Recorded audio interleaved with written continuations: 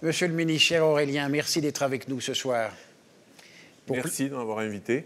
Voilà, c'était important que l'on puisse vous avoir pour un certain nombre de sujets. Vous avez déjà occupé des postes stratégiques régionaux et nationaux, et j'aurais une question en tant que ministre de la Santé et de la Prévention. Comment voyez-vous l'état du système? Et je prendrais presque une échelle de douleur, vous voyez, de j'ai très très mal, 0 jusqu'à 10, je n'ai plus de douleur. Vous mettez le curseur où? Mais en fait, je pense que votre échelle de douleur, elle marche moyennement. C'est-à-dire que j'ai l'impression que, simultanément, le système, et je reprends une expression que j'ai employée l'autre jour devant la FHF, c'est un ami qui est hospitalisé à Pompidou pour une grave tumeur et qui me dit en sortant de Pompidou, chaque fois que je sors de l'hôpital, je me dis que c'est à la fois formidable et tellement fragile. Et j'ai envie de reprendre ces deux adjectifs. Et donc, ce matin, j'étais avec des équipes au SAMU 94, au SAMU du Val-de-Marne, avec le SAS, avec de la régulation psychiatrique. C'est à la fois, c'est formidable, voilà, c'est formidable ce qui se joue. Et puis, quelques mètres plus loin, vous avez des services où on n'arrive pas encore à rouvrir des lits. Voilà. Et c'est, pour moi, et ça c'est vraiment une conviction, il y a beaucoup de points communs avec ce qui se passe dans la médecine de ville. Et il ne faut pas les opposer quand on dit pénibilité, quand on dit perte de sens, quand on dit mobilité professionnelle, quand on dit tiens, les jeunes, ils ne veulent plus travailler comme avant. En fait, on entend ça sur ces deux jambes de la santé. C'est ça. Et je crois que c'est... le moule... soit on peut pleurer parce que le moule est cassé, soit on se dit qu'il faut changer. Voilà. Et c'est... Donc, voilà. Première réponse, échelle de douleur, ça dépend des heures. Et à la fin, formidable et fragile. Oui, voilà. C'est bien. C'est probablement le diagnostic qu'on fait tous ici. Alors, sur la stratégie nationale de santé 2023-2033, bon, l'ambition est d'augmenter la vie en bonne santé des Français, ce qui est bien, parce que nous sommes en retard de 7 ans, si j'ai souvenir, par rapport aux Suédois, qui sont en bonne santé jusqu'à 72 ans, pour 65, nous. Donc, ça veut dire qu'il faut bien sûr soigner, mais aussi prévenir. Qu'est-ce que vous allez mettre sur la prévention, à la fois en hommes et femmes, et en pognon, hein, pour parler clair. Ah oui, on est à Chamonix. Voilà. Donc, moi d'abord, petit 1, je tiens beaucoup et à la place où j'étais, j'ai insisté pour que ce ministère s'appelle le ministère de la Santé et de la Prévention, et c'est pas pour faire un supplément d'âme ou pour dire que ça fait plus chic. Et je pense que la prévention, c'est pas simplement quelque chose qui serait de la médecine molle ou d'une science molle, c'est dans le dur. Aujourd'hui, les principaux champs d'innovation, je pense, qui sont dans la prévention. Que ce soit dans la prédictibilité sur certaines pathologies, mais aussi sur, là on le vit en ce moment même. Le Beyfortus, je n'ai pas le droit de citer normalement le nom, mais je le cite quand même. Le Beyfortus, on va être un des 4 pays au monde qui aura fait une campagne de vaccination, d'immunisation inouïe. Les sociétés savantes nous disaient qu'on aura entre 5 et 10% d'adhésion. On est entre 60 et 80% d'adhésion des parents pour l'immunisation. Ah oui. Et ça veut dire, je l'espère, qu'on va mettre un coup d'épaule dans la courbe de l'incidence de la bronchiolite. Mmh. Et c'est là que c'est très lié, c'est-à-dire que l'an dernier, on a tous vécu comme un coup au plexus, ces 3 épidémies, le sentiment qu'on n'arrivait pas à faire face, qu'il y avait des petits qui étaient envoyés à 500 km de Paris, que leurs parents les suivaient en galère. La prévention, elle est au cœur. Donc du coup, je pense et je crois qu'on a à réinvestir ce champ, à tous les sens du mot réinvestir. Et notamment, moi j'ai proposé au président de la République et à la Première ministre de réallouer une partie, vous savez, des crédits de France 2030, qui sont les crédits sur l'innovation qui peuvent être sur l'industrie décarbonée ou l'hydrogène ou le quantique, d'en faire une enveloppe de plusieurs centaines de millions d'euros pour développer cette connaissance-là. Mais ça vaut aussi pour la recherche. Tout à fait. Je pense qu'on est très largement en retard dans notre recherche sur la prévention en France. J'étais la semaine dernière, ça fait très chic de le dire, à l'ONU, parce qu'il y avait beaucoup de sujets santé. Je veux dire, on fait tous cocorico d'habitude. On est loin derrière certains pays, et pas que derrière le Canada qu'on cite toujours. On est loin derrière certains pays. Et moi, je suis convaincu qu'avec Befortus, qu'avec la campagne sur HPV, mais aussi dans le même temps avec la banalisation des gestes barrières, ça paraît tout con, mais voilà, on peut convaincre, de toute façon, dit autrement, notre système de santé ne tiendra pas si on ne prend pas ce virage. Il ne tiendra pas parce que même si numerus apertus, même si coopération, même si partage des tâches, la réalité, elle est que la tension démographique d'un côté, sur le vieillissement de la population, sur les maladies chroniques, et de l'autre côté, le fait que les professionnels de santé, comme dans la société tout entière, ils ne travaillent pas comme travaillaient leurs prédécesseurs, on doit mettre un truc dans le système qui change. Et à mon avis, cet élément, c'est la prévention.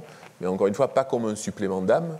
Ce n'est pas la prévention quand on aura tout fini, c'est la prévention. Voilà. Je prends un exemple, excusez-moi, c'est mon... Non, mais... J'étais, mais vous avez eu la gentillesse de m'inviter après, j'étais DG de l'ARS Île-de-France pendant le Covid. Quand vous vous promeniez dans des réas, enfin promener, le mot est peut-être pas le bon, mais moi je me souviens très bien des jours et des nuits du 28, du 29, du 30 mars 2020, dans les réanimations, les gens, c'était des gens obèses. C'était des décubitus ventrales qui étaient hyper durs à faire parce que obésité. C'était des gens issus souvent de minorités ethniques parce que pauvreté. Les gens, ils sont morts d'être pauvres et d'avoir un rapport au système de santé qu'on n'a pas su anticiper. Ils ne sont pas morts parce qu'il n'y avait pas assez de l'hydréa. Il faudrait peut-être plus de l'hydréa en Seine-Saint-Denis, ça n'est pas le sujet. Ils ont été hospitalisés à Paris. Et moi, ce truc, ça reste pour moi, là aussi, garrot, en me disant on ne peut pas faire comme si on ne l'avait pas vu. On a eu 400% de surmortalité dans le département le plus jeune de France. Voilà, et ces gens sont morts des inégalités sociales. Ça veut dire que la prévention, dans toutes ses dimensions, elle doit retrouver ses données. C'est pour ça que quand on constate le recul du dépistage du cancer du sein en particulier, avec encore quand même 61 000 femmes qui ont un cancer du sein chaque année, eh bien, il faut qu'on déploie des opérations d'aller vers qui vont être pilotées avec un pilotage modifié entre la CNAM et les ARS, qu'on recentre les CRCDC sur leur job, y compris épidémiologique et de suivi. Mais il faut qu'on bouge, parce qu'en fait, la réalité de notre société, elle est que le rapport aux soins, il est différent. Et donc, c'est notre job de bouger, parce que sinon, le système va tomber. Voilà. Alors, bien sûr, non, mais je vous écoute avec grande attention. On a vu que le président de la République avait lancé la vaccination contre le papillomavirus pour les gamins et gamines de 11 à 14 ans, ce qui est remarquable. Ça veut dire qu'à terme, on aura une quasi-disparition des cancers d'utérus et des cancers oropharyngés qui sont liés à ce papilloma d'ici 20 ou 30 ans. C'est du long terme. Comment on fait la transition entre tout ce qui se passe en matière de vaccination anti-cancer qui accélère à toute vitesse dans les laboratoires que je visite? C'est effarant. Enfin, pas effarant, c'est remarquable. Et comment on fait pour continuer effectivement à bien soigner les cancers dans des centres qui sont équipés pour ça, tout en poussant sur le fait de demain ne plus en avoir besoin? Comment on assure la transition? Il n'y a plus de sanatorium. Ça a disparu par rapport à la tuberculose. Comment fait-on cette transition politiquement? Je pense qu'elle est difficile et je pense que cette transition, elle crée de l'incertitude. On le voit d'ailleurs même dans le choix des internes dans le CN. Hein. Elle crée de l'incertitude. On se demande tous si des spécialités entières vont être modifiées par l'intelligence artificielle ou par des choses comme ça. Je pense que ce qu'on ferait comme erreur collective, c'est de refaire une erreur qu'on a faite aussi collectivement il y a 30 ans, c'est de se dire, en fait, on aura besoin de beaucoup moins de médecins dans 20 ou 30 ans, donc on va revenir à un numerus clausus. Non, mais parce que c'est dans les têtes de certains, et dans certaines spécialités en particulier. Moi, je crois que par ailleurs, je n'oppose pas les deux. Alors, c'est peut-être parce que je n'oppose pas les deux. Je pense que la phase de transition, elle va être longue. Il va y avoir des ruptures dans certaines prises en charge, mais le vieillissement de la population, par exemple, le travail qu'on va conduire sur les déterminants de santé sur certains cancers, le travail de recherche sur les 20% de cancers pédiatriques qui ont un mauvais pronostic et qu'on n'arrive pas à craquer, on a devant nous, de toute façon, des espaces de conquête et de progrès qui sont encore extrêmement importants. Voilà.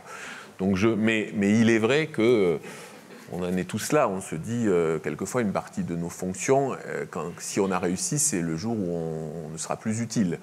Mais je pense qu'il y a encore pour un moment où, je ne sais pas pour moi, mais en tout cas pour les médecins et les professionnels de santé en général, il y a de l'utilité. Oui. Et alors la prévention, on en a pas mal discuté cette journée, c'est une affaire locale, hein. C'est avant tout une affaire de terrain. En région, avec les CPTS, les MSP et autres, les infirmiers. Les infirmiers sont celles et ceux qui voient les patients 3-4 fois par jour, ce que ne fait pas le médecin. Et dans leur environnement, est-ce que vous allez mettre un paquet là-dessus aussi? Parce que c'est à partir de là que l'on peut prévenir. C'est pas à partir je dirais, de là-haut. Hein. Il faut ou alors, sauf si ça ruisselle, comme disait le président. Mais comment vous allez faire en pratique pour que chacun et chacune puisse avoir les outils de la prévention que vous souhaitez? Moi, je crois que, et on le voit dans les CPTS, donc déjà 75% aujourd'hui de la population française est couverte par une CPTS. Oui. Moi, je n'aurais pas dit qu'on serait à ce chiffre-là. D'une certaine manière, le Covid, moi j'étais DG d'ARS, pardon, je vais être un peu trivial, mais une partie de ma part variable était sur le nombre de CPTS qu'on sortait. Je me suis dit, bon, mais ça ne va pas être terrible. Mais le Covid a accéléré justement cette coopération. Et je crois que le triptyque, le bon professionnel au bon moment pour la bonne personne, ça vaut d'abord et avant tout pour la prévention. Et oui, en effet, vous avez plutôt intérêt à avoir un pédicure podologue pour soigner le pied du diabétique et prévenir des complications qu'un médecin. Voilà, et c'est des... Je prends volontairement cet exemple parce que c'est vrai pour toutes les professions paramédicales. Et je pense que si cette culture qui progresse à grandes enjambées du partage des tâches, elle est indispensable.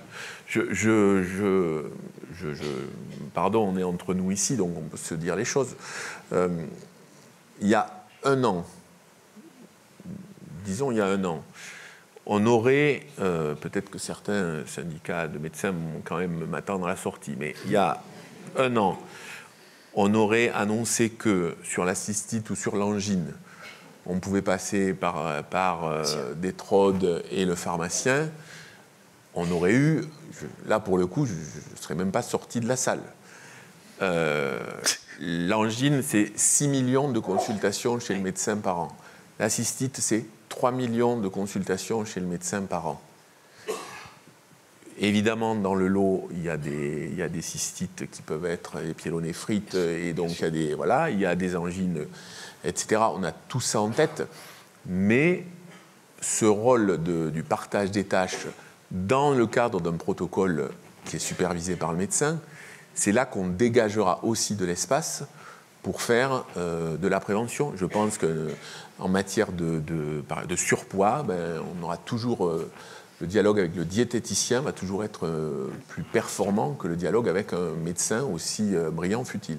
Et ça demande de la proximité. Ça demande de la proximité. Et je trouve que dans les CPTS, on le voit, les infirmières de pratique avancée sur ces sujets-là, souvent parce qu'elles sont salariées, plus que dans un modèle libéral, ou même j'étais l'autre jour dans une maison de santé à Magny-en-Vexin où les assistants médicaux sont des infirmières Le boulot qui est fait est absolument remarquable parce qu'elles font, quand le dossier arrive chez le médecin, il y a déjà des éléments de clinique qui sont remarquables. Donc je pense que c'est une dynamique qui est à l'œuvre. C'est pour ça que dans la négociation conventionnelle que je souhaite qu'on puisse rouvrir le plus vite possible, je crois qu'il ne faut pas, comment dirais-je, mettre la pression ou dire si vous ne faites pas comme ça, c'est une rémunération différenciée, etc.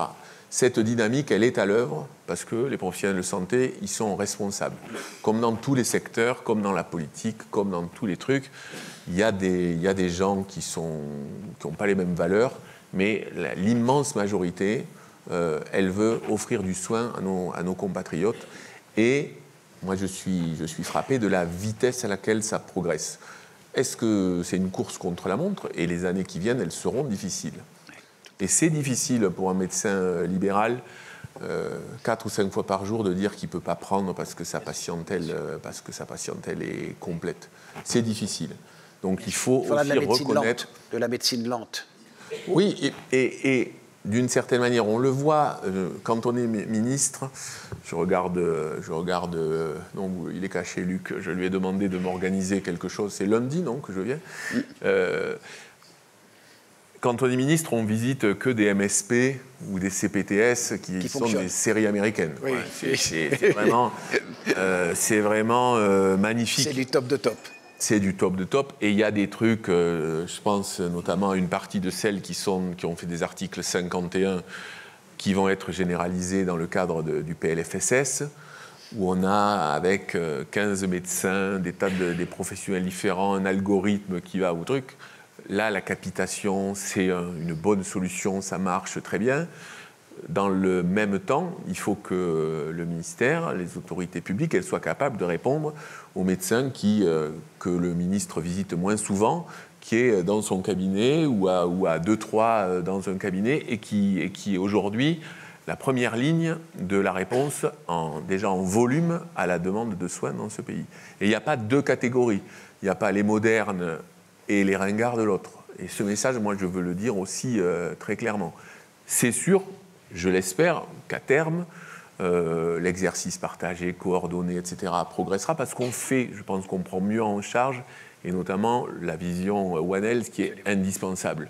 Mais en attendant, il n'y a pas de culpabilisation à faire sur des professionnels qui pratiquent la médecine différemment et qui, si je suis très terre à terre, font un nombre d'actes qui nous permet d'absorber un volume de demandes qu'on ne saurait pas absorber sinon. Donc, il faut qu'on se dise des choses clairement là-dessus. Moi, c'est sur ces bases-là que je veux reprendre la négo conventionnelle. D'accord. Dans nos réflexions, aujourd'hui, on a évoqué, alors, sur la pertinence et la qualité des actes, on a évoqué la nécessaire graduation de la prise en charge hospitalière à partir des petits hôpitaux dont il ne faudra plus faire de chirurgie sous anesthésie ni de maternité, mais en les transformant en ce qu'on appelle en cité santé, de prévention, de soins locaux, de petites urgences et de réhabilitation. Qu'est-ce que vous en pensez? Est-ce que vous êtes partant de cette graduation de niveau 1 partout? On garde les immeubles, on garde les personnels. Niveau 2, on a de la chirurgie et des maternités. Et niveau 3, on a l'expertise la plus complexe et l'enseignement. Est-ce que c'est quelque chose? Est-ce que c'est un projet qui vous tient ou est-ce que ça vous apparaît farfelu? Non, ça m'apparaît d'autant moins farfelu que même si ça ne s'appelle pas cité santé, même si on peut discuter du nom, oui. Mais le principe de l'hôpital de proximité, voilà. C'est bien celui-là. Et par ailleurs, on ne peut pas garder exactement tout le même personnel, tout le même volume, parce que dans beaucoup d'hôpitaux de proximité, c'est en cédant une partie des emprises aux communes qu'on finance la reconstruction. Voilà. Je pense, j'ai le sentiment qu'on est politiquement dans le pays dans un moment d'entre-deux. Je l'évoquais tout à l'heure pour qu'est-ce qui se serait passé il y a 1 an si on avait parlé des cystites et des angines. Moi, je suis frappé dans le dialogue avec les élus à quel point il y a une maturité collective, par exemple sur ce qu'on a vécu, qui n'est pas une solution miraculeuse, mais cet été sur les urgences, sur la régulation par le 15, sur quelquefois les fermetures en nuit profonde, sur sur ce mode dégradé par rapport à un service, mais où on n'est pas assez tout blanc, c'est-à-dire vous avez vos lignes de garde et vous restez ouvert, etc., où c'est tout noir, il vous manque un type et vous fermez les urgences. Et je trouve que les élus, de ce point de vue-là, ils ont accompagné largement cette dynamique, parce qu'il y a eu aussi, je suis contraint de le dire, parce que j'ai beaucoup d'actions dans ce business, parce que les ARS ont fait un boulot remarquable, je le dis, notamment au moment de l'application de la loi Rist sur l'intérim. Et je crois qu'une partie du discours qu'on avait du mal à tenir, qui était très difficile à imposer, qui est de dire, et je sais que c'est un des sujets qui vous tient à cœur, en fait, une trop petite structure, ça n'est pas vrai, on ne rend pas la même qualité de soins. Et par ailleurs, de toute façon, la démographie et l'attractivité fait que la messe est dite, qu'on le veuille ou non, et même si on mettait des centaines de millions d'euros. Je pense que cette prise de conscience progresse dès lors qu'on est capable de démontrer qu'il n'y a pas de perte de chance, qu'il y a un réseau et un maillage territorial, et que notamment, il y a ce sujet, c'est pour ça que le SAS et ce qu'avait cette conviction du président de la République, que François Braun avait aussi beaucoup porté, que le SAS est indispensable dans le sens où vous avez la sécurité, d'une certaine manière, d'un rendez-vous qu'on peut vous proposer chez un médecin spécialiste ou généraliste. Donc oui, je crois qu'il faut revenir à cette gradation, y compris en se disant bien que, par exemple, partie des CHU, ils sont aujourd'hui à la fois des hôpitaux de proximité et des hôpitaux de pointe. Oui. Mais il faut leur redonner l'espace, le temps, la mobilisation et les moyens d'être la pointe. Il faut aussi qu'on travaille à l'universitarisation au-delà uniquement du CHU. Il y a des exemples remarquables. C'était l'autre jour à Rouen, le travail qui est fait entre la fac de Rouen et le CHU de Rouen et l'hôpital du Havre, avec l'universitarisation de services qui avaient la taille critique pour l'être, et qui ont sauvé l'hôpital du Havre, parce qu'en termes d'attractivité, ça change absolument tout. Donc je pense qu'on doit travailler à cette gradation. Je crois qu'on progresse dans la prise de conscience collective, mais je pense il ne faut pas donner le sentiment que quelque part, dans un coffre caché de la DGOS ou du bureau du ministre, on aurait la carte rationalisée de tous les services qu'on voudrait fermer, etc. Non, parce qu'en fait, il y a des endroits... à Sarlat, c'est la galère pour tenir les lignes d'urgence, etc. Mais vu l'enclavement, on devra se bagarrer corps et âme pour maintenir cet hôpital, quelles que soient les difficultés. Donc, gradation, oui. Je pense maturité beaucoup plus grande, je crois, des collectives du pays sur ça. Voilà, donc je suis plutôt raisonnablement optimiste, même si c'est un défaut très très dangereux pour les ministres de la Santé de dire qu'ils sont optimistes. Donc je retire ce que j'ai dit. Non, on vous le garde, vous le garde au secret. Sur les urgences, on sait que en fait, l'urgence, je vais me faire incendier par mes collègues urgentistes, mais elle n'existe quasiment plus. On sait que par l'expérience, certains services le font. Le 4 janvier 2024, à 10h du matin, s'il fait -5 sur le trottoir du boulevard Saint-Michel, vous aurez 2 fractures de protocole, 3 fémurs et un trauma crânien. Parce qu'on le sait, c'est plus de l'urgence. Les urgences, c'est quand vous avez des attentats, quand vous avez des épidémies qui déboulent ou des événements industriels, de pollution industrielle majeure. Mais sinon, on est dans quasiment une médecine réglée. Et dans ce cadre-là, le service d'urologie, ma spécialité de l'hôpital de Grasse, a dit à tous les médecins de l'arrondissement: n'envoyez plus les rétentions aiguës d'urine, les douleurs lombaires, les douleurs testiculaires et les cystites aux urgences, directement dans le service d'urologie.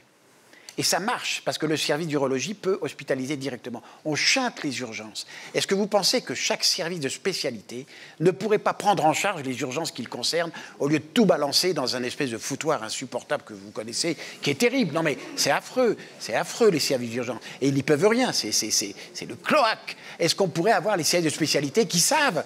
On sait qu'il faut 2 lits dans 15 jours parce qu'il fera telle température. Enfin, est-ce qu'on peut utiliser les éléments numériques et les moyens dont disposent les spécialités pour désengorger l'urgence tout venant? Alors là, en 2 minutes, allez, on peut se 1 fâcher, minute 30. on peut se fâcher avec beaucoup de monde. Mais non,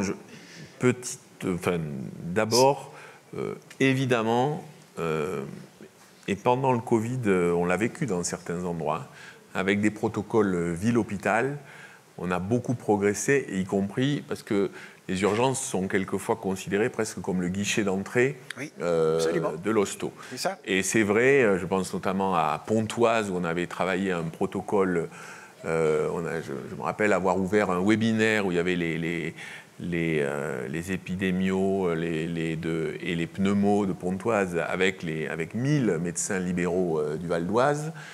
Et on a structuré un truc où l'adressage, le repérage des signes cliniques, etc., il y avait ensuite cet indicateur qui est toujours très bon, c'est qu'il y avait très peu de mouvements entre étages, comme on dit. Donc ça veut dire qu'il ne s'était pas planté.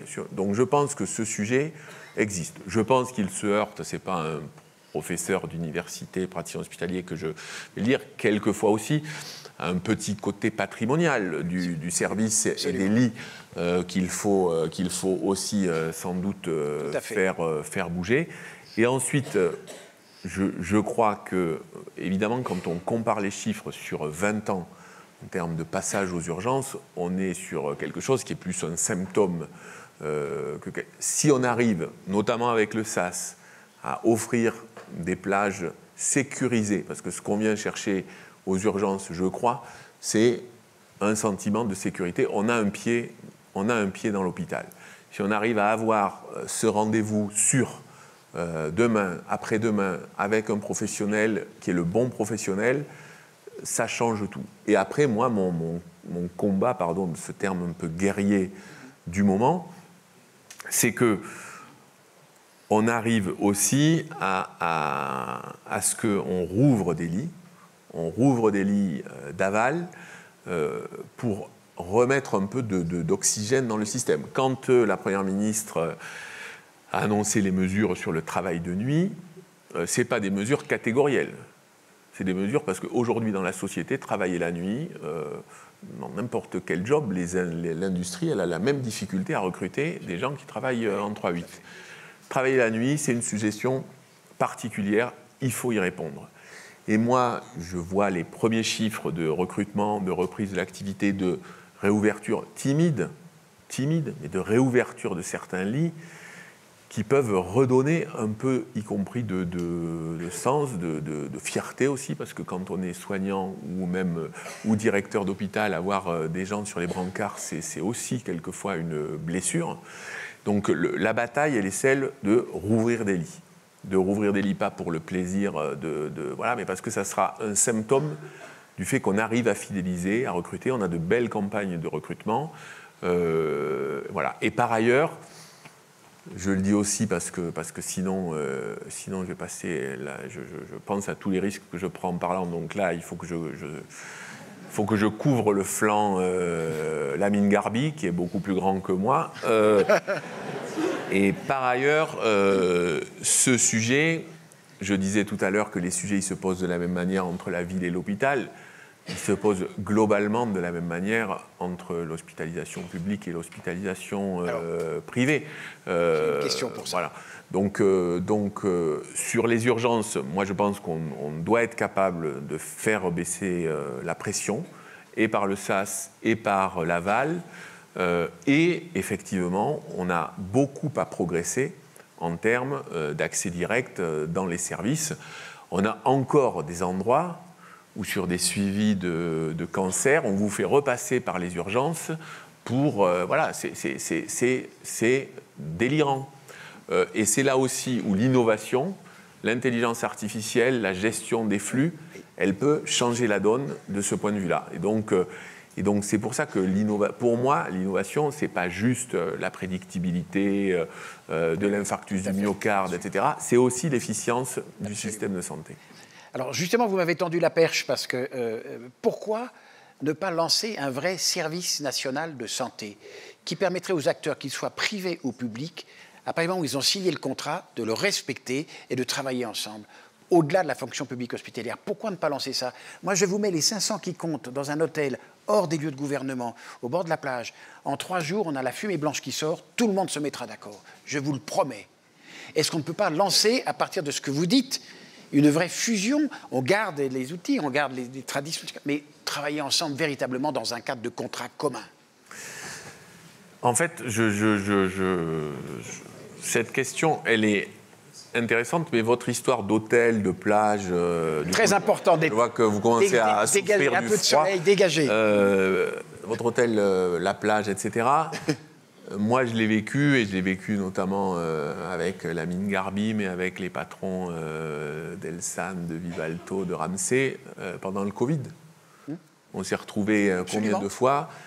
Alors, ce n'était pas un contrat, ce n'était pas un service, mais oui, l'hospitalisation privée, elle participe au service public du soin. Et donc, pour tout de suite le dire, on a ce sujet majeur de l'équité qu'on doit arriver à tenir, avec des difficultés qui sont quand même différentes entre l'hospitalisation publique et l'hospitalisation privée sur une partie des sujets, notamment sur... qui prend le sujet PDSES, je veux pas foutre le feu à la salle, ou évidemment le soin non programmé. Mais je pense que le principe d'équité, on doit s'y tenir de façon acharnée, même si c'est difficile, et même si moi-même, et je le dis ici, je vais essayer de rattraper une erreur que j'ai faite, et je l'assume.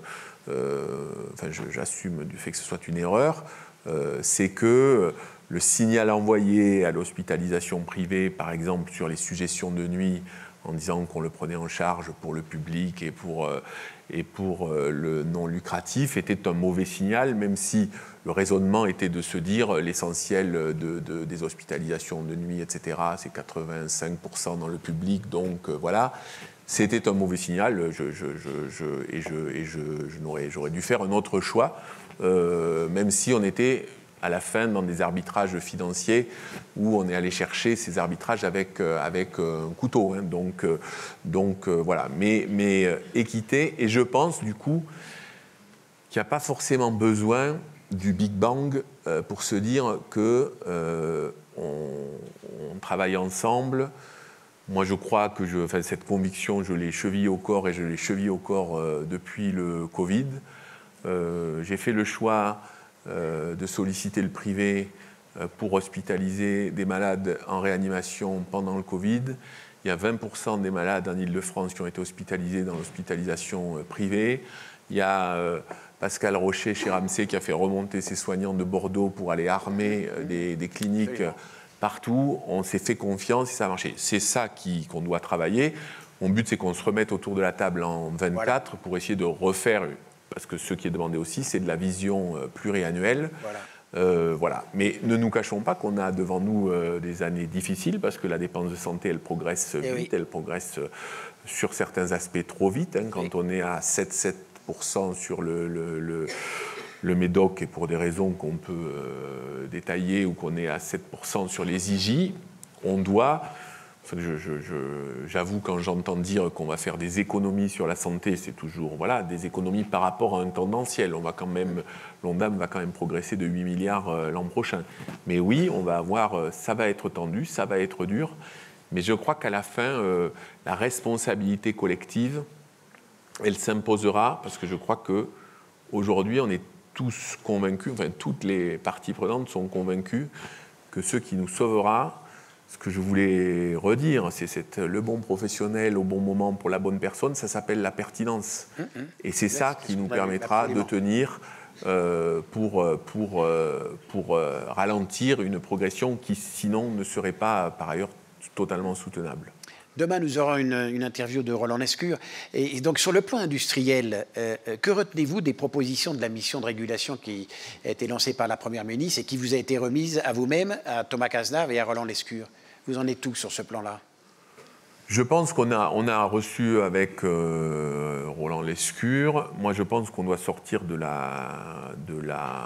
ce côté un peu boule de flipper où il y a les gentils pour l'industrie qui sont à Bercy, les méchants qui sont à la santé.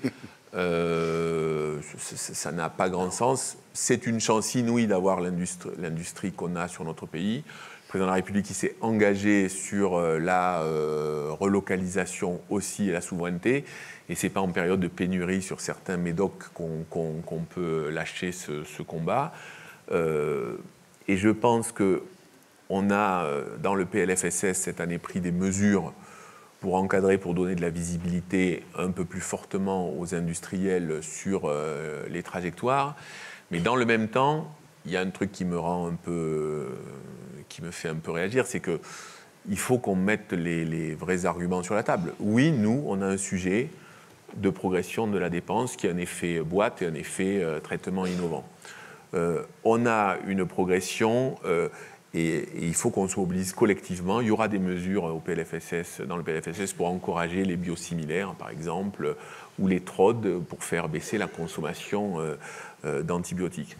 Mais nous mettre la pression en disant que la France serait un pays quasiment du tiers-monde dans l'accès aux médicaments innovants, honnêtement, je trouve que ça n'est pas totalement à la hauteur du boulot que fait la Haute Autorité de Santé en lien avec la CNAM pour l'accès aux médicaments innovants, et notamment quand on compare des paniers de produits dont une partie, il n'y a pas de dossier qui a été déposé en France. Donc évidemment, ça avance moins vite, j'en conviens. Bien sûr. Donc voilà, je pense qu'on reste un pays où on a accès aux médicaments innovants, sinon on n'aurait pas une telle progression de la dépense de médicaments. C'est, encore une fois, je pense qu'il faut être extrêmement transparent. Et moi, c'est pour ça que je l'ai été dès le mois de juillet sur les questions de franchise, de où est-ce qu'on fait des économies, de où est-ce qu'on trouve, parce qu'à la fin, c'est le budget de notre bien commun, ça s'appelle la sécurité sociale, et les financements, il vaut mieux qu'ils reposent sur les cotisations des salariés, ou des travailleurs et des employeurs, que compter sur des compensations de l'État.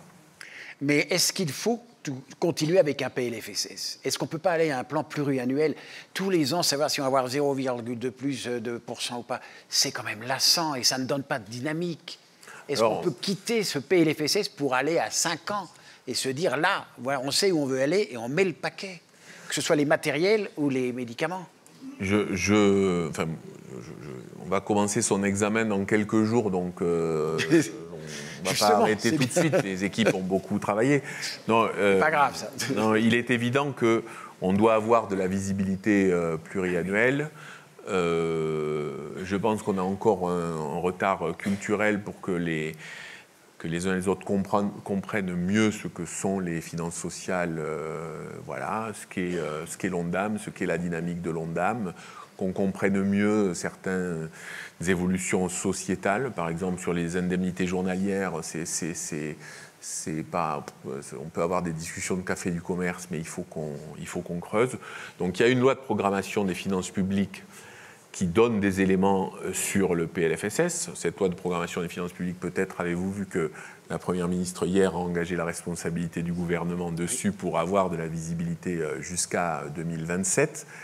Mais je crois, et c'est ce que je disais tout à l'heure, qu'un travail sur une vision pluriannuelle, autant qu'on peut le faire, parce qu'on est soumis à l'annualité budgétaire, est quelque chose d'indispensable pour tous les acteurs. La prévisibilité, il n'y a pas que les acteurs privés qui en ont besoin. C'est vrai aussi pour les acteurs publics ou tout le monde de la médecine de ville. Donc on va travailler là-dessus. Et je voudrais qu'on arrive à quelque chose qui ne soit pas forcément une cathédrale, même si c'est une petite chapelle, mais qu'on ait quelque chose pour avoir les grandes lignes des orientations qu'on aura. Et on en finit, mais juste pour revenir sur le service national de santé, l'idée, ça serait aussi que, public ou privé, quand on signe le contrat, on ait les mêmes modes de rémunération. Qu'il n'y ait pas de différence entre cliniques et hôpitaux. Oui, mais ok, très bien. Mais du coup, ça veut dire aussi qu'on prend les mêmes contraintes sur la prise en charge. Bien sûr. Le soin non programmé, ce sur quoi on peut moins gagner en productivité. Tout à fait, c'est le contrat. Voilà. C'est ça. Donc c'est le contrat, c'est le principe. Et Et ça se fait implicitement. Il y a des acteurs privés, peut-être dans la salle, qui gardent ouvertes des cliniques qui sont sous la ligne de flottaison de la rentabilité, mais parce que il y a une espèce de contrat global. Donc, bien sûr. voilà, mais peut-être qu'on peut avancer là-dessus. Et moi, je tiens beaucoup à garder embarqué dans ce service public qui est public et privé de la santé, l'hospitalisation privée aussi, aux côtés de l'hospitalisation privée. Parfait. Mais écoutez, Monsieur le Ministre, merci infiniment pour votre parole. Merci.